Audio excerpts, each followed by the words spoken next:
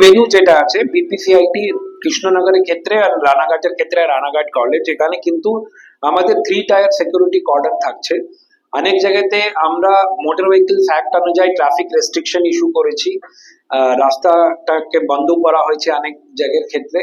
এবং ওখানে কিন্তু পলিটিক্যাল পার্টি যারা এজেন্ট রয়েছে, যারা ক্যান্ডিডেটের যে কাউন্টিং এজেন্ট রয়েছে এবং আমাদের যে কাউন্টিং স্টাফ আছে, ওটাতে যতটুকু সম্ভব আমরা আলাদাভাবে ব্যারিকেডিং করে ভিতরে নিয়ে যাচ্ছি।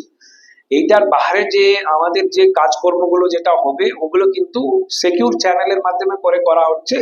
এবং ওখানে সিকিউর চ্যানেলটাকে ফুল প্রোটেকশন দেবে আমাদের সিএপিএফ, যেটা ইনার মোস্ট কর্ডনে আছে।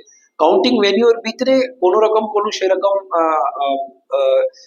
অশান্তি হওয়ার কোনো আমরা এক্সপেকটেশন নেই, আর ওটা হবেও না। আর ইনে তার বাইরে যেটা আছে সেটার জন্য আমাদের পুলিশের সাথে রেগুলার যোগাযোগ আছে।